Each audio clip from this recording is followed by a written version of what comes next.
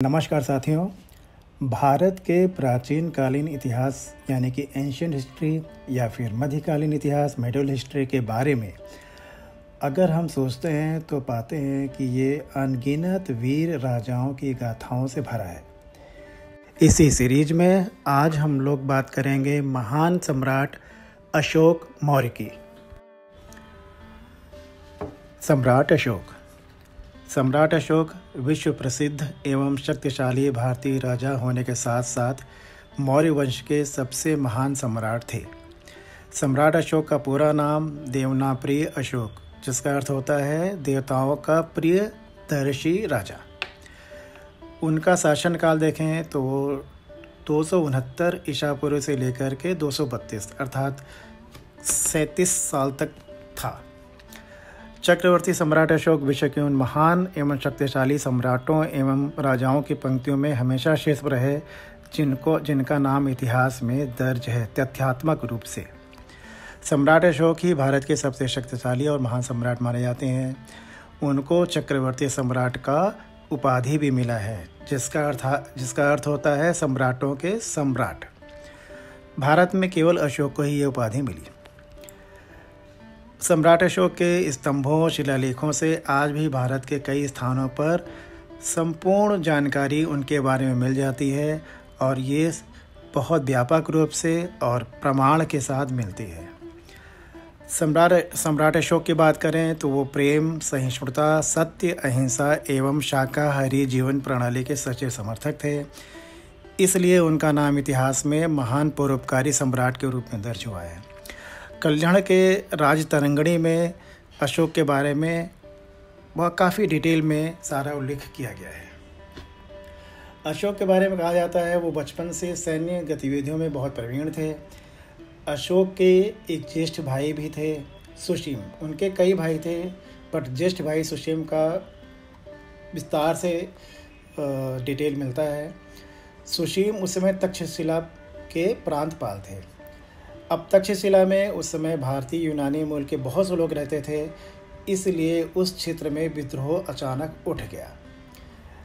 सुशीम के अकुशल प्रशासन के कारण विद्रोह नहीं दबा, तो महाराजा बिंदुसार ने सुशीम के कहने पर ही अशोक को विद्रोह के दमन के लिए भेजा।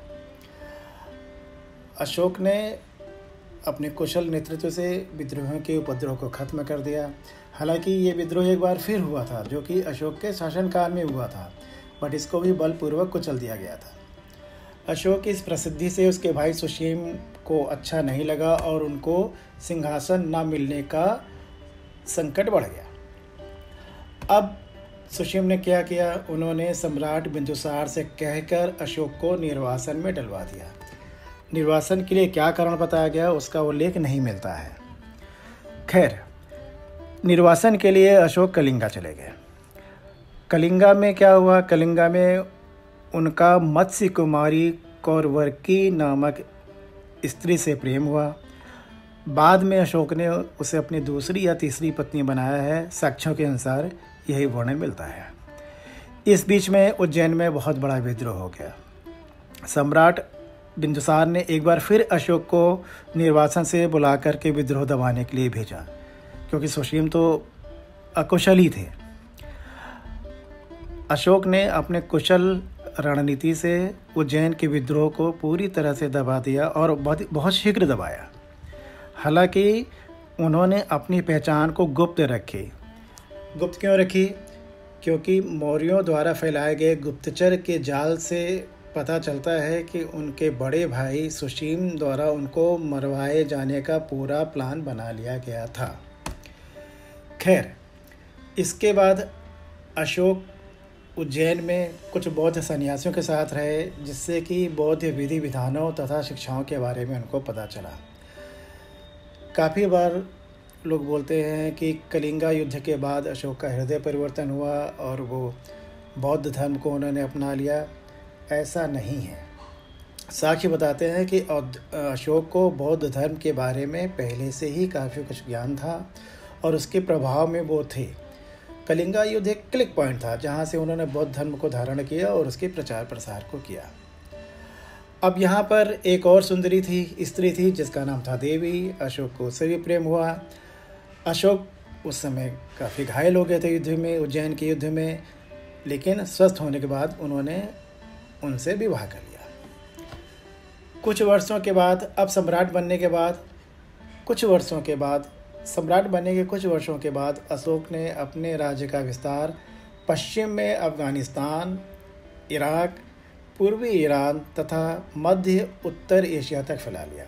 हालांकि इन क्षेत्रों पर चंद्रगुप्त मौर्य ने भी काफ़ी कुछ अपना कंट्रोल कर रखा था, लेकिन वो पूरी तरह इनके राज्य में शामिल नहीं थे।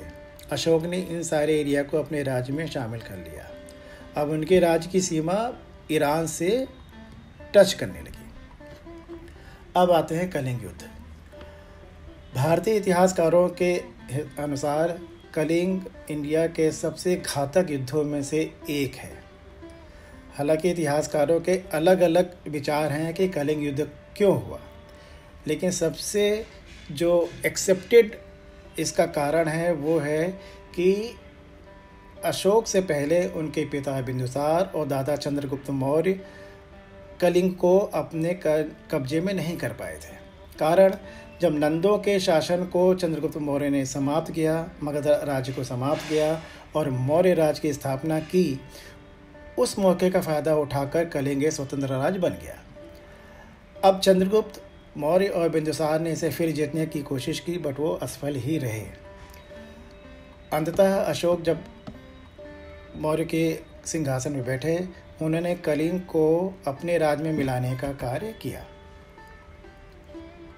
चंद्रगुप्त मौर्य के शासनकाल के बाद से ही जब कलिंग अलग हो गया था, उसने अपनी सैन्य शक्ति बहुत ज़्यादा बढ़ा ली और सीलोन और जावा जैसे क्षेत्रों के साथ, सीलोन श्रीलंका, जावा इंडोनेशिया के साथ अपने व्यापार को काफ़ी प्रगाढ़ कर लिया था। कलिंगा के इसी समृद्धि के कारण और अशोक ने उस पर विजय प्राप्त करने का विचार बनाया। हुआ क्या, अशोक ने अपने शासन के 12वें वर्ष में कलिंगा के शासक को एक संदेश भेजा जिसमें उन्होंने अनुरोध किया कि उसका साम्राज्य मौर्यों को सौंप दिया जाए। कलिंग इसके लिए तैयार नहीं थे। कलिंगों ने मौर्य साम्राज्य के सामने झुकने से इनकार कर दिया, जिसका परिणाम ये निकला कि 261 ईसा पूर्व में अशोक और कलिंग राज के बीच में एक घातक और भयानक युद्ध हुआ। इस युद्ध में कलिंग के लोगों ने मौर्य के सेना के खिलाफ बहादुरी से लड़ाई लड़ी और देखते देखते ही समृद्ध कलिंग युद्ध के मैदान में बदल गया। कलिंग के शासक का नाम था कलिंग राज। कलिंग राज ने अशोक की सेना को हराने की कोई कसर नहीं छोड़ी, लेकिन अशोक की विशाल सेना ने कलिंग की सेना को अंततः हरा दिया। माना जाता है कि कलिंग के सैनिक अंतिम सांस तक डटे रहे, लेकिन अशोक की आगे उनकी एक न चली और अंत में उनको हारना पड़ा। कलिंग युद्ध का परिणाम क्या रहा? इतिहास के इस भयानक युद्ध में अशोक की जीत तो हुई, पर बहुत बड़े पैमाने पर जान माल का नुकसान हुआ। कहते हैं युद्ध में 1 लाख सैनिक युद्ध के मैदान में ही मारे गए। 1.5 लाख सैनिकों को राजा अशोक के सैनिकों ने पकड़ लिया, जिनकी बाद में मृत्यु हो गई। कहीं कहीं पे ये भी उल्लेख आता है कि 3 से 4 लोग मारे गए थे। अशोक ने कलिंग पर विजय तो प्राप्त किया और उसे मगध का 5वां प्रांत भी बना लिया, पर उसके मन में इसके लिए बहुत ज़्यादा दुख हुआ। कलिंग युद्ध ही दुनिया का एकमात्र ऐसा युद्ध है जहां विजेता ने युद्ध जीतने के बाद अपनी तलवार छोड़ दी और कभी युद्ध न लड़ने का फैसला किया।